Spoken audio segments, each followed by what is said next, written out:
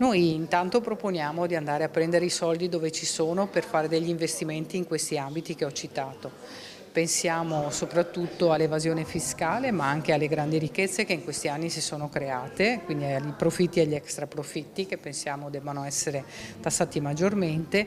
Pensiamo che prima di tutto debba essere restituito a lavoratori e pensionati il fiscal drag, cioè quella quota in più che hanno versato con gli aumenti, quindi sforando con le aliquote, che hanno ridotto anche quell'effetto eventualmente positivo che potevano avere dagli aumenti contrattuali o dalle rivalutazioni delle pensioni. Queste le proposte della CGIL Veneta al governo in vista della legge di bilancio.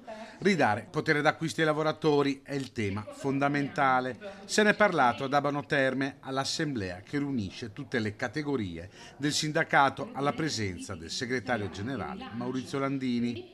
Il Veneto deve ritrovare slancio nella manifattura. Veneto ci preoccupa il declino, di fatto lo chiamo così industriale, perché di fatto vediamo sempre più crisi aziendali, ore di cassa integrazioni molto importanti e intere filiere messe in difficoltà, dall'automotive alla moda, al termomeccanico, ma anche il legno sta soffrendo.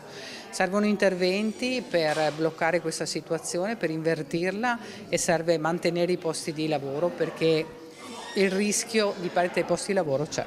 Garantire l'occupazione e trovare fondi per il sostegno alle aziende, le azioni da mettere in campo. E ripetere il blocco dei licenziamenti così come è stato fatto durante il Covid e soprattutto di utilizzare le risorse PNRR e anche i fondi europei per rilanciare le aziende manifatturiere nella nostra regione.